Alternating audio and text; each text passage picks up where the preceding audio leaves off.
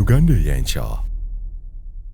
Mbaniriza nnyo nate ku mukutu gwaffe guno gwa Uganda y'enkya abatuweereza obubaka ssaako nammwe abasiima empeereza yaffe naffe tubasiima okubeera ng'ebintu bino bye twogera ssaako ne bitukola mu biraba kituzaamu amaanyi ddala kituufu Uganda y'enkya eri gye tulafubanya nti omuntu bw'aba alina ensonga ye awulirizibwe kasita abeera nga tamenye etteeka nga tavumye tawemudde tavodde munne tugatte ettoffaali ffenna ku Uganda ekyo okuyita mu birowoozo ebizimba y'ensonga lwaki tuleeta abantu ab'enjawulo ne tuwuliriza ebirowoozo byabwe bino tebeera birowoozo bya muntu ssekinnoomu nti oba ffe abalwaninga omukutu guno naye tukyalira bannayuganda ab'enjawulo ne batuwa endowooza za ne balowooza ku bintu ebitali bimu ensonga gye tugenda okwogerako olwaleero eya Dr.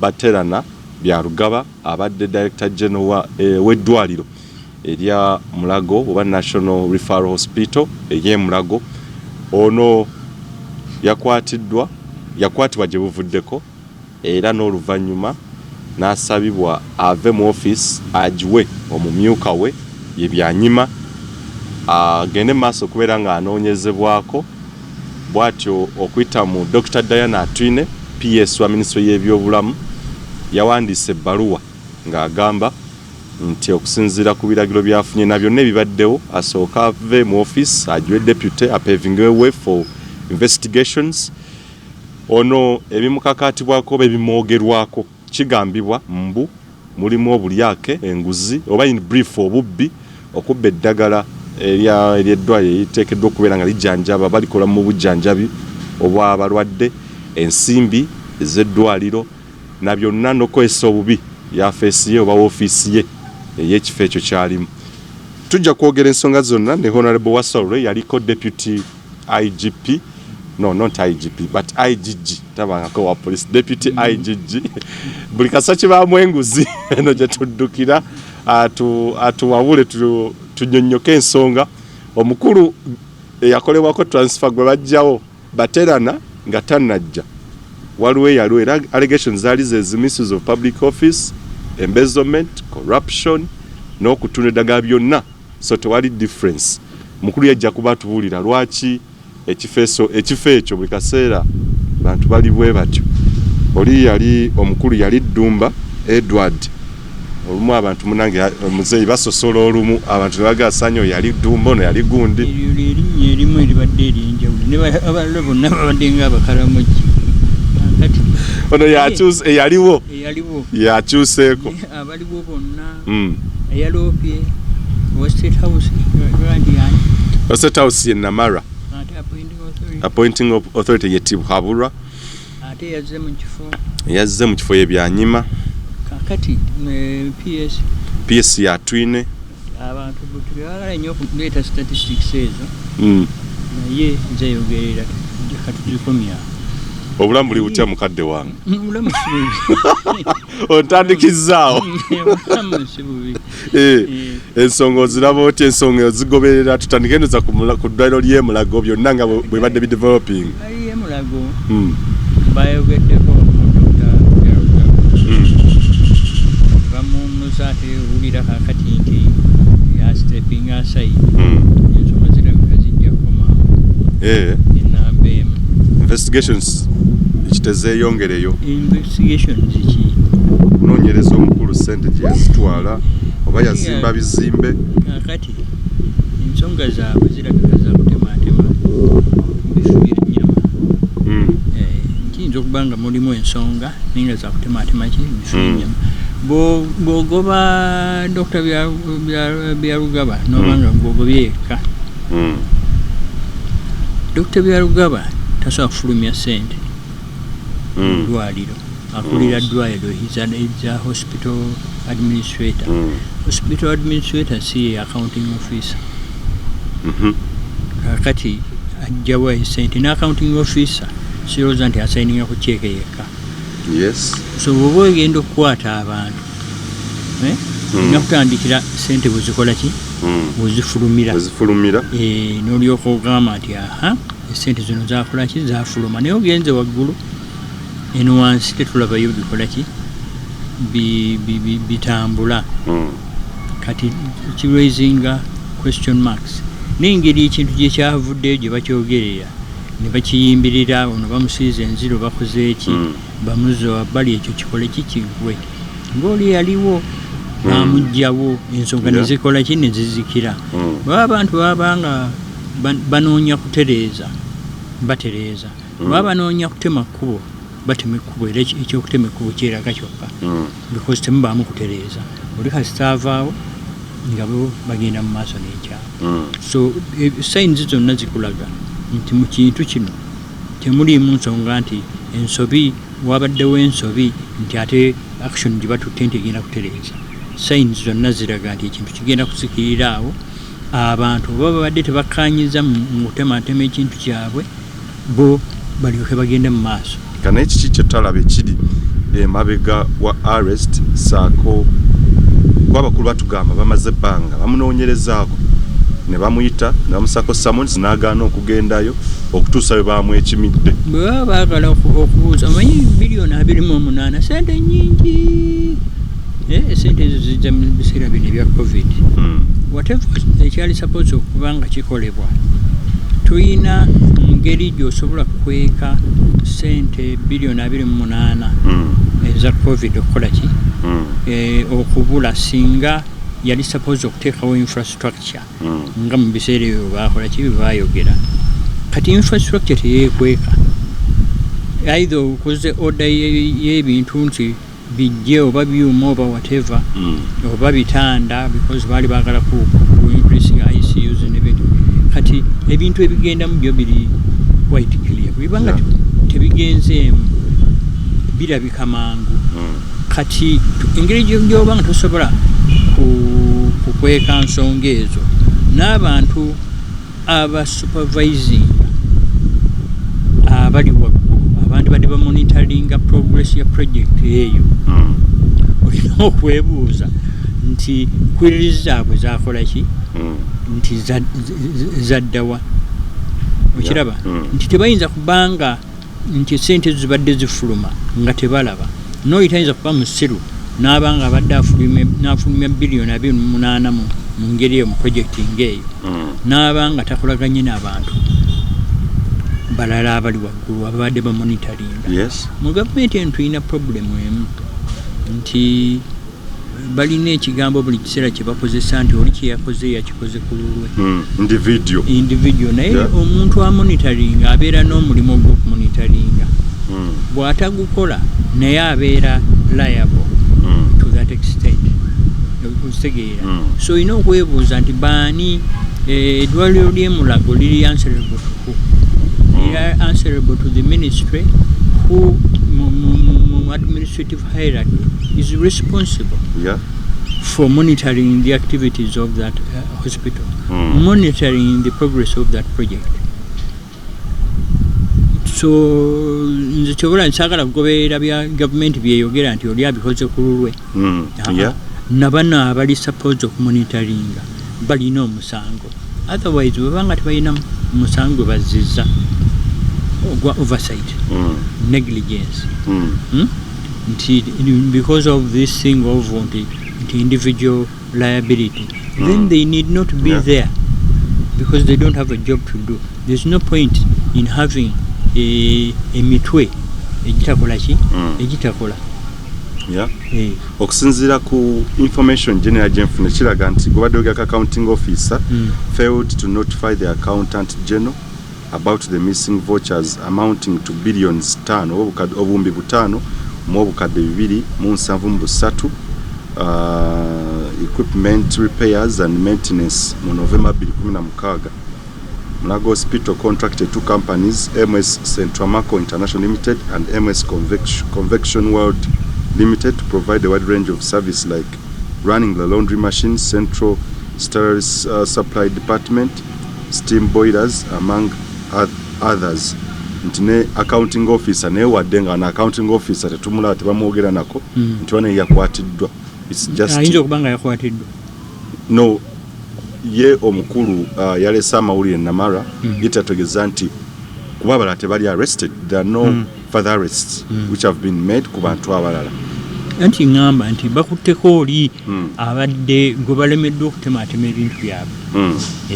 bwabanga waliwo omusango nabali abalala balina okugenderamu right ate n'omusango tegukomaawo bwe gukomaawo era eyo nayo signal ndala nti bwe bamaze okutuuka eri ne baweta ekkoona ne bakola ki ne bategeeragana oli bayinza okuba nga bamutadde nga bamwonoonye naye nga bakoze eki bamaze okutegeeragana corruption oba obulyake oba ekikawo ekityo obutekinga bute kuba waliko deputy IGG ebintu bino bikolebwa bitya nti kwa Munnayuganda ayagala amanye ensimbi wezifiirwa nti mu malwaliro eddagala teririiyo bw'ogenda amalwaliro agamu eddagala teribaayo eddagala lya gavumenti erimu eriko government of Uganda not for sale olisanga mu pharmacies clinics gundi eyo obubbi obwo oba obunyazi obutekinga butya in place the process Munnayuganda amanye nti kwagwa ali obinoonyerezaako for many times. Yes, of course ekintu waliwo ekintu bwe kyonooneka ne kibanga buli omu waali anyakula so it is even awo kizibu na kintu kyakubuulirizaako because buli gwokwatako fingers ze ziriki buli gwonoobuuza ekibuuzo naye ali mu kintu. It's unfortunate nti obubbi bwe butandikira waggulu bwe butuukira nankani oba obulwadde bwe butuukira eno mu general order y'abantu ekintu kibeera out of control and it's signs nti ekintu kya corruption mu Uganda kituuse ku level eyo. There are people who are licensed to it era obalaba beteeka in position bonna abagenda okulya be bali in line so otandikira ddala ku ani appointing abantu mu bifo ebyo olabe nti ofuna statistics ezo eziri unusual start reflecting national character. There has to be somebody in charge. Omuntu oyo is a principal suspect mu kintu kyonna ono gwe bagamba nti yabuzizza ssente ayinza okuba nga this is just speculation naye ayinza okuba nga kyeyatwala waggulu kyali kitono but not nti he is guilty alone. That for me nze mukulaba okwange nti all the signs zikulaga nti ekintu kiri bigger than and it involves bigger people. Not himself. 28 billion shillings is a lot of money. It's a lot of money to disappear like that, even over a number of years. Dr. Byarugaba paying was a price ja paying surviving yekakwatula bye banji aba surviving abwe batyo owa minister yaliko minister of works Byandala oye yagenda Byandala. It was a similar case. Yagenda nga minister yali mu kintu ng'akola ne banne naye nga yiye ali ku front line ng'akolera bali kati ng'amanyi nti ali wansi w'amanvula eteriimu ki bituli ekuba tetonyawo erabira nti ate awo emmese yazigenze n'eri akatundu ako weri ayimiridde ekuba egenda n'atakalaba nga bagobanga takamanyi nakamanya. So Byandala those are the convenient ones. Era omulaba nti ne Luzira yatuukayo maneno ya Kabila olaba nti maneno ya Kabila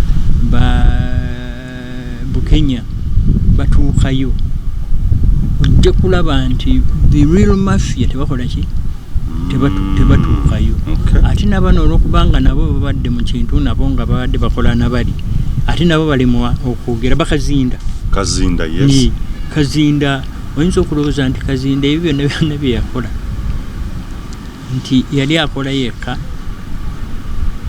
era bakuwata buno bu small fish ne fish ziri teri yakola ki ambadaringa kuzinoonyereza bw'obanga oyagala okuzinoonyereza ozifuna. Mzee waluteka akade wali mu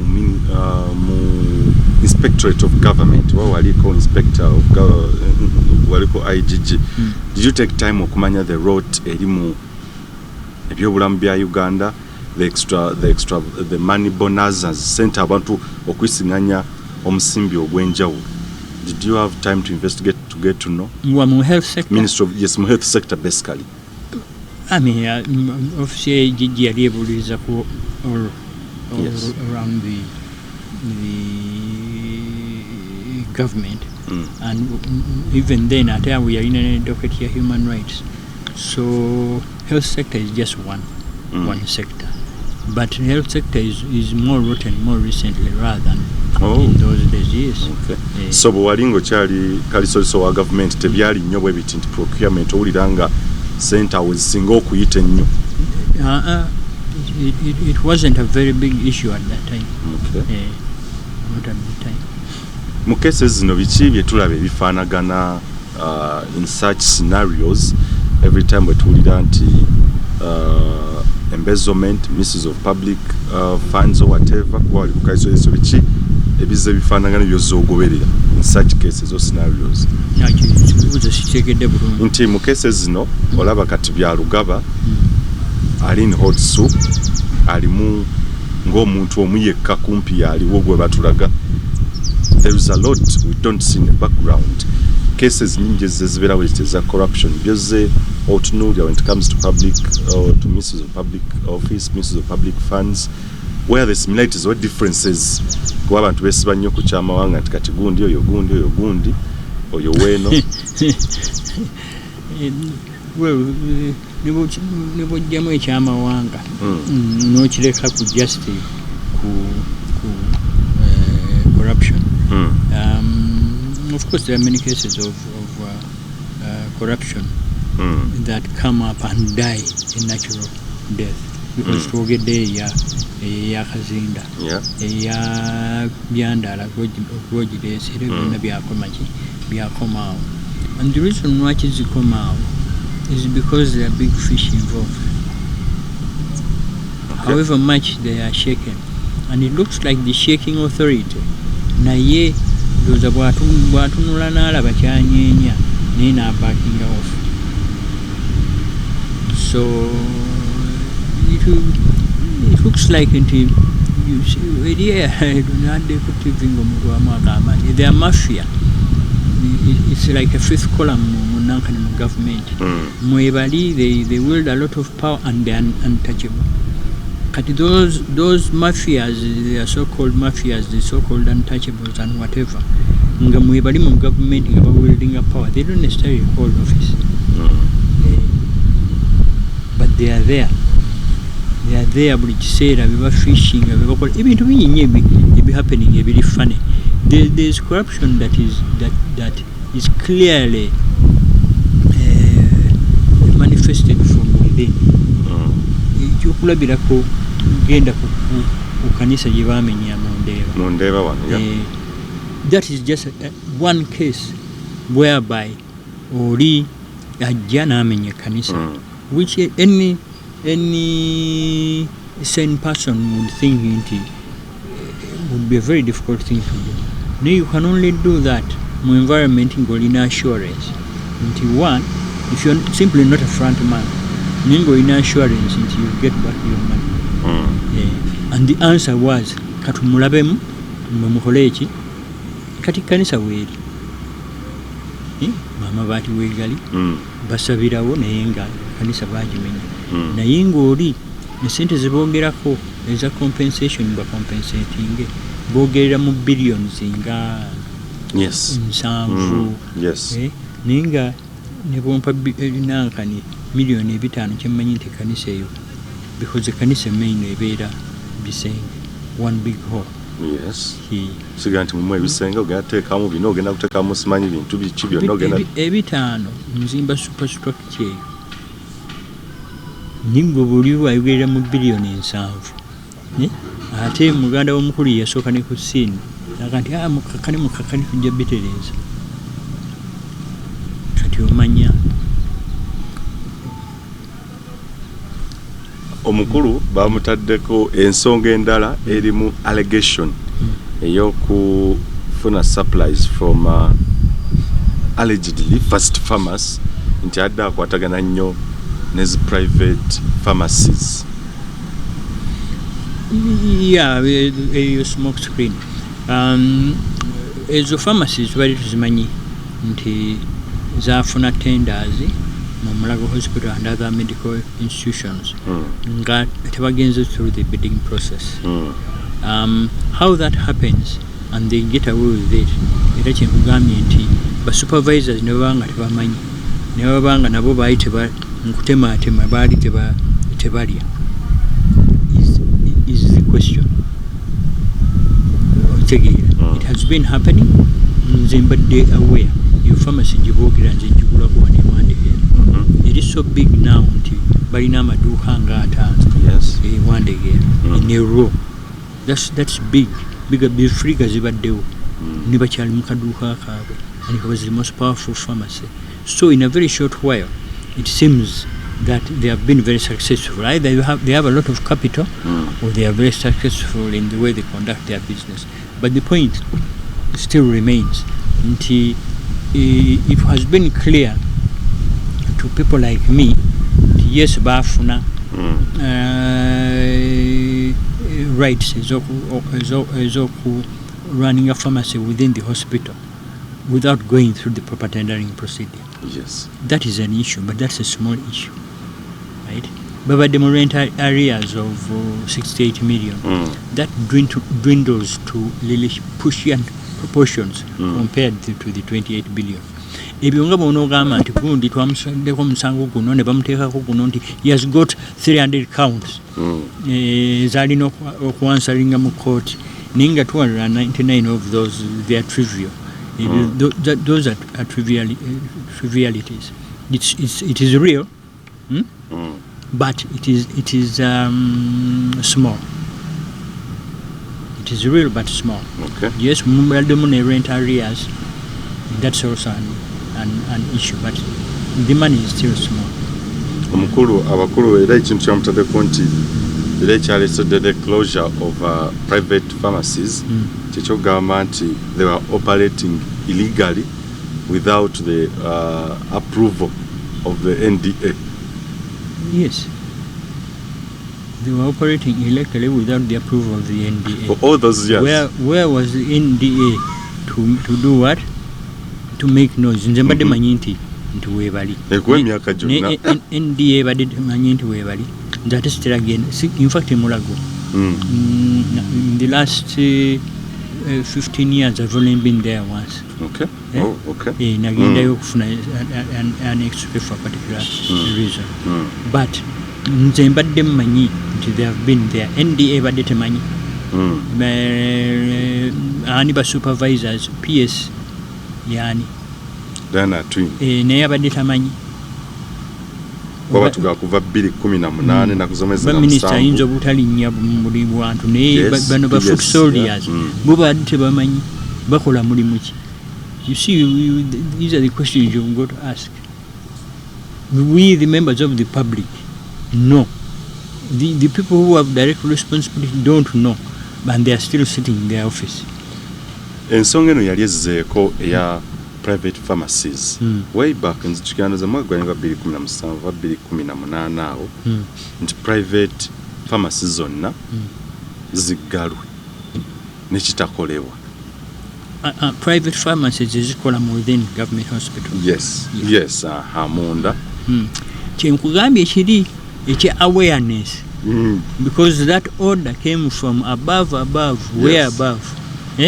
Ne bano babanga nti basobola okufuna order from that far up and they still can't see olwokubanga waliwo ekintu ekyamaanyi awo wakati nyina bo nga bakyali mu office batudde olina okwebuuza nti lwaki ono bamwagazaaki sigamba nti I'm not saying he's innocent but I'm saying why is he going alone when there's evidence to indicate that other people are culpable. Clearly culpable. Omanyi mu standing orders za government mulimu n'amateeka mulimu neglect of duty. Kati supervisor bw'obanga tosupervisinze ogwo musango. Bandi badde bangi ekiwenda kyantwaddemu abantu bayitirivu nnyo. Kati awo institution yonna yandibadde shaken actually right now. Yes. Ba financial officers be bafulumye ssente. Kati ujjukira mu kesi ya Dr. Musenero. Yes. Bamubuuza ku ssente za COVID nasekerera aba parliament nze nalwadde simala biseera ku musenero ayinza n'okubanga sente yazirabako nandibadde nesiba ku muntu omu financial officer ye yafulumya esente ezo yazifulumya yazikuwasaani what does he have for nga bwe kyali ku Jim West versus Mike Mukula ndoza tujiga ne financial officer ndoza naye Jim West versus Mike Mukula ebyagundi ebyali ebyabwe nabyo ebya Gavi funds ndoza ekyawe nakyo financial officer ndoza bamu like yali financial officer oyo ye era bwe babanga tebamusinzanga musango remember nti abo bonna baabasonyiwa Mike Mukula muveeko olwokubanga ye yagamba nti sente sinze natwala sente nazitwala mu State House kakati oba yaziteekawo ku gate simanyi naye ekyo kyo omuntu kasita avaayo omuntu bw'avaayo n'akubuulira amazima kati ensonga nekola ki era ekyavaamu kasita batandika okwogera nabano singa nabo boogera you get the same effect kasita oli ayogera naga nti soka olinde esente nazireka ku gate ya State House nga abantu bonna abaali batutte sente babawa blanket amnesty muzeeyo sente tukole ki tubasonyiwe. There has never been accountability for that. Muzeeyo ozalwa kitebikyagenda wala nnyo kati ebyo byo byagendako newala namutwale wa ogola ndowooza was it Mike Mukula tebyagenda wala bwebagezaako okumunyeenya kamuzani gwe batwale wa Justice Ogola nakonfesa nokonfesinga okumubuulirizaako mu keesi eyo Justice Ogola mpozi njojjukira yali agrillinga Jim West. I forget what he was grilling him for. Nzijukira kwa bona bali mukundi muzeeyi simanyi bona bali mu ministry ya byabulamu n'ensimbi ze sijjukira oba yali ensonga eyo gye nzijukira gavumenti wali Ludda wanga tuli mu nsiko. This is a long time back, by the way. It's even earlier. It's probably even earlier than those issues. But that was an inquiry by the justice. I don't remember it even being conclusive. Yachali kweche cha inquiry into alleged mismanagement of global fund finances. Okay. Chali cheche mukoza mbale ntijukia bulunyo nti checha we kugamba n'akakiiko ne kateekebwawo ne bakola batya lwaki saino bibyo tebikyagenda wala nanti kati ebyo global fund byakomawo. You see kasito setting a precedent kizibu nnyo okutandika okukwata abantu abalala. But esente za global funds ne Gavi funds, they were in trillions. Esente waliwo yagamba yali PS omuntu yabikulako alabe ku account naye talabanga ku sente yabikulako alabe yebwati weyogera abaga abikuddeko enjula alabe agenda okulaba obuwumbi n'obuwumbi talabanga ku sente nnyingi ng'ezo ezaali ezaki which means nti ne bw'otwala normal budget eya gavumenti ezo sente zaali zisuukawo naye ebintu byakomaawo esente za kyogomwa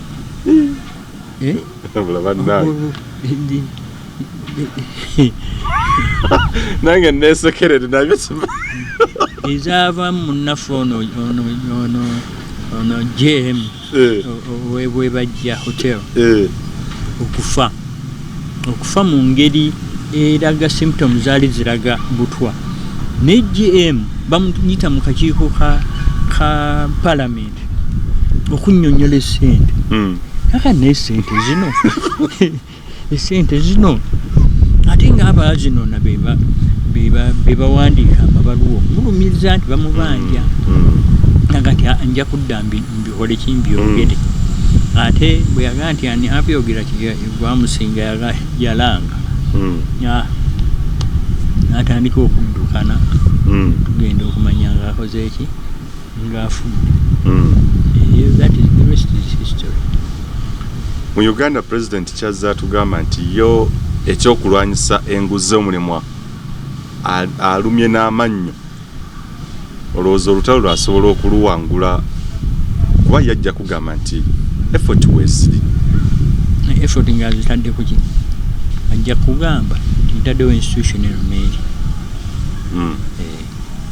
ntaddewo state house anti-corruption unit ntaddewo IGG waliwo CID waliwo nankani nibo otuuka ku International Anti-Corruption Day noga nti olya byesente n'aziteeka mu hoteeri wano mukwate empola byesente ziyinza okukola ki kati toyinza kubeera kibaita blowing hot and cold toyinza kugamba nti corruption mukwasiza maanyi at the same time okola ki obagamba nti mugende empola the signals because you're sending two conflicting signals kati ku zombi omuntu atunula olowooza n'alondawo ero era alina kulondawo eri ewugamba nti togezaako n'okwata bano nabali waliwo yabadde abuuza nti why not IGG investigating on this instead the State House Health Monitoring Unit? The State House Monitoring Unit doesn't investigate. It was not set up to investigate. No. Bo batwala kiyidde cases where it is clear cut and it is they go in, they make an arrest. It's good for PR, for presidential PR. Alwanyisa enguzi naye bw'olaba the office yeetaaga analysis olabe conflict of interest sometimes ba officers ba unit nti babaddemu ate byotawulira nnyo mu IGG. There was a time I remember seeing a very senior officer mu State House Anti-Corruption Unit nga ali mu bende ayogera n'abatuuze nti mwandibadde muleka omuntu ono abidalamu ajereki okiraba kati first of all mandate ye mu kuyingira mu kintu ekyengeri eyo olina okugyebuuza. Secondly okuba nti atandise okugwa ku saidi emu ate nga yeerabika nti yeerina kuki ku finances, it brings question marks as to what the office is actually doing. But in any office mubeeramu weaknesses, they manifest themselves. It doesn't mean that the whole office is rotten, but a very senior officer bw'abeera involved ate nekibeera on camera. The problem with the absence of professional training nti omuntu ayinza obuta realizing nga ali mu position of conflict of interest nakola ekintu nga alowooza nti akikola mu mwoyo mulungi olwokubanga alowooza nti oba afande kyalowooza oba something like that ye naagenda mu maaso okukola ki naye nga there's a conflict of interest. And whenever there's a conflict of interest, either you are under certain influence, which means you're not conducting yourself professionally, and depending on how bad that nature of that influence is, it could even be considered to be corruption. Wetwogerera Transparency International omwaka guno yafulumiza the Corruption Perceptions Index. Era ninzoga congratulations muzeyi twalinnye ebifo. President n'agamba nti abali enguzika sitaba bintu ebizime bakola babiteeka wano ne buli mwaka twongera kulinnya ddala. In the case of Jim Wes ebyaliwo ebya Global Fund ya ojukira temporarily ya suspendingako ne operations ne funds ziri ino tour okulwanyisa omusujja gw'ensi sako ne HIV AIDS. Era tulowooze nti tetuyigawiza tetufuna lessons kubanga for some time sente zaite zijja, and of which the information I have nebya Mulago Hospital tujjukira sente nnyo zituweebwa mu COVID-19 nga amazima accountability nga Uganda tetugirina.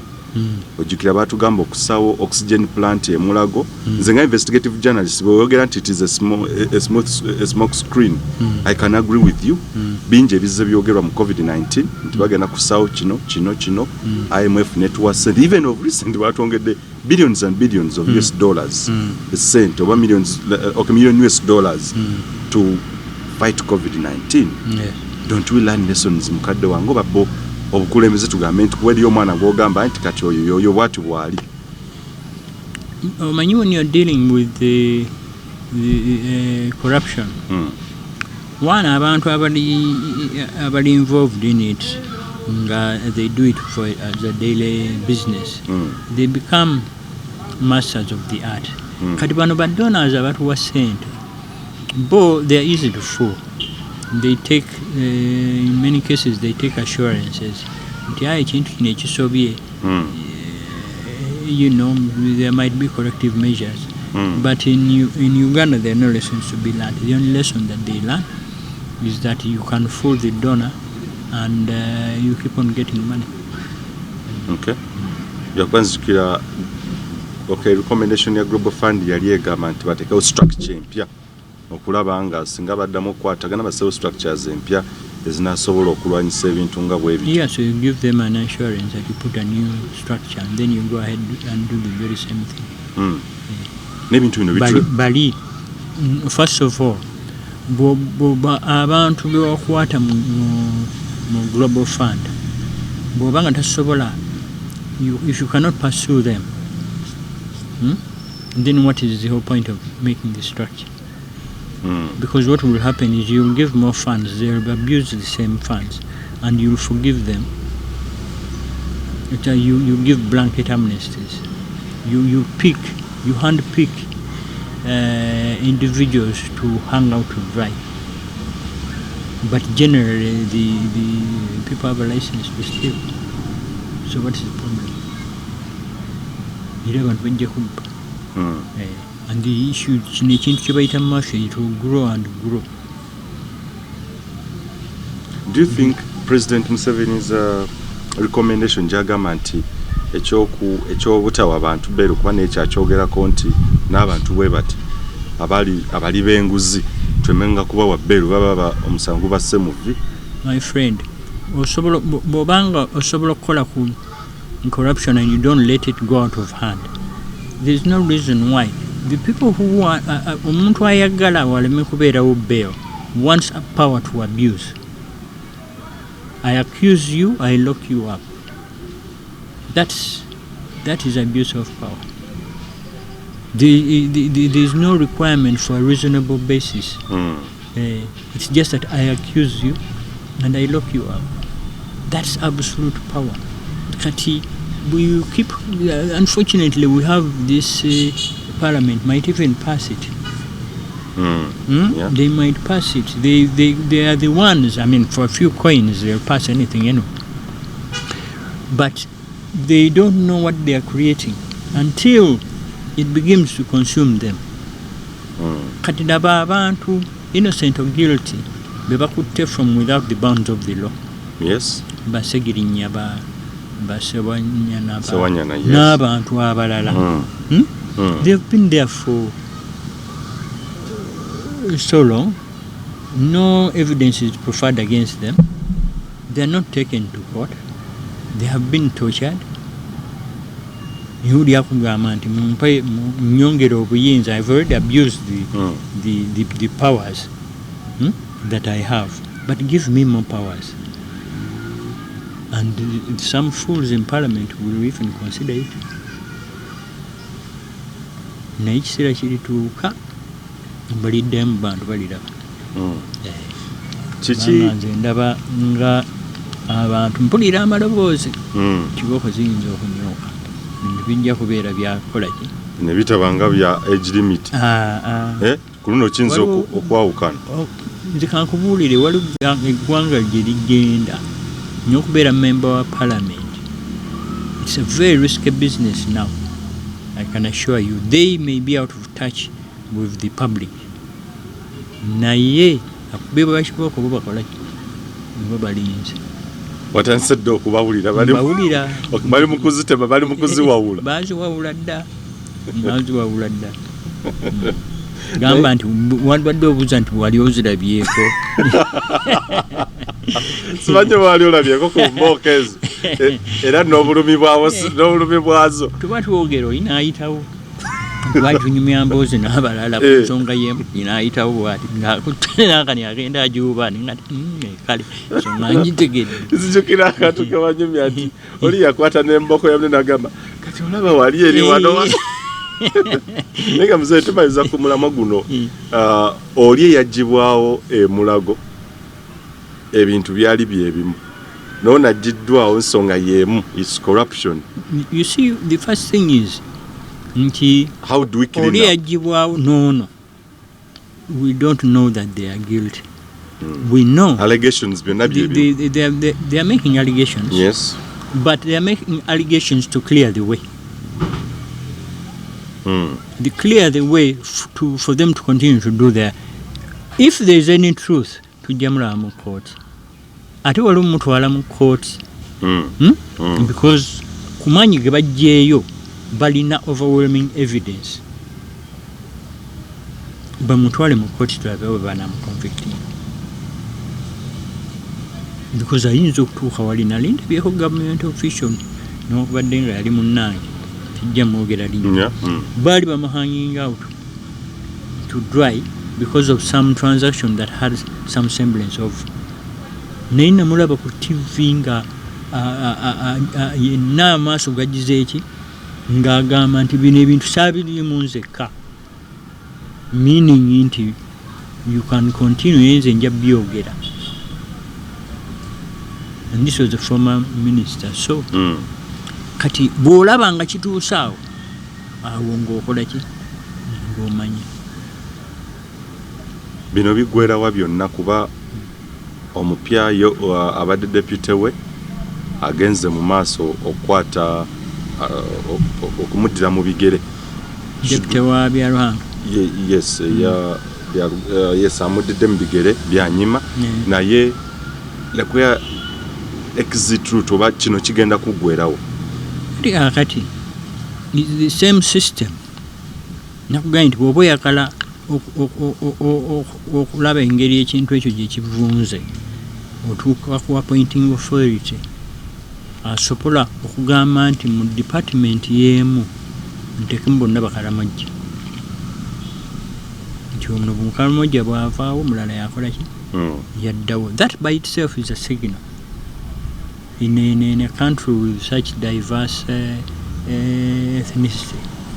Nina ogenda mu department ojjukira wano nti ku invasion ye Rwanda but financial officers in the whole of the army happen to be coming from ethnicity yawa they are crossing a border. That's not a coincidence. There's no way it can just happen like that. Into literally almost 90% or 99%. Ndibona bali baveri. Era invasion we had jana yekola ki. That's a nudge, wink, say no more. Mokolebiam. It's a license. Those are signs that you see and you know what's going on without necessarily pursuing it, but you notice the statistics. Omulundi gulizi pharmacies tezafulumizibwa kuno tulowooza nti omukulu analuma private pharmacies mu government hospitals first pharmacy n'ebirala byonna nti this time around it's the end of the road for them munyatu bavuddeyo mu ddwaliro so what nga balina ebbanja lya miliyoni 68 bagenda babanja because the issue ebya Uganda ntubimanya bakulu bayinza ogenda ne mu kooti na biki ne badda n'okudda bani aba pharmacy ekyo kisoboka naye kuba ku musango kisimanyi because you see it can only be until they have breached their contract which is possible omuntu wamuleeta n'omuyingiza illegally because of those funny things no more contract. So are you entitled? Yes. Right? Because you did not surrender the contract. So yes, namuteka gugabagamuwa ne abataziza musango bwagenze ye kyovula kimpanti eno diversion bw'owamuwa by the way ne bw'obanga wamuyisa mu makubo agatali matuufu omulimu yagukola because yali wakutunda ddagala yayitunda kiba ekyokulabamu era yakulabamu. So ye musango kigwazizza ennyo because gwe internal procedures zammwe eza gavumenti nziseera gazimanyi. Yes. Akwacha malingama nti talina buzibu bwonna endagaano weeri. Endagaano yeekola yokka yeriko omukono naye abassaako omukono ku ndagaano because oyo akulira eddwaliro simanyi oba yassaako omukono ku ndagaano. Okusinziira ku Mukunamala nti ye kennyini ye ya initiating yali ava ku initiating because you see ekintu kibayita audit trail. Yes. Audit trail mu government accounting or mu financial accounting is on paper and it is with signatures. Follow the signature. Sigama nti gundi nze bwe naatuula naayo wano nga nina omuntu gwe mmanyi mu government ne tuteesa nti tugende oteeke pharmacy e Mulago ngenda ne mugaa nti wayi wamala wano ye mwetegefu okukola ki okukola omulimu n'akantu kaffe weekali n'ogenda mu maaso n'okola kati ffe bye tuteesezza wano tebiri mu mateeka ga gavumenti. Yes. Etegedde oli yagambye yajje n'antuukirira nga nti olinayo omuntu nti mulina wuuno muleese kati procedure zammwe otegeera. So wafas pharmacy quite nze bwembeera nga nze advisor we balinawo omusango gwandibadde wenje guli mu kooti. Kubanze nkira nti bano tebalina musango bagenda kudda bajjera komawo yadde bwe babanga contract yabwe ekyagenda mu maaso yakuba bagisaninga yali ya myaka 10 basaninga 2018 bagende batunde eddagala lyabwe tebalina buzibu tebalina musango gwe bazize tebabbye baleese eddagala lye baleese lyabo ne balitunda to willing buyers. So what's the big deal?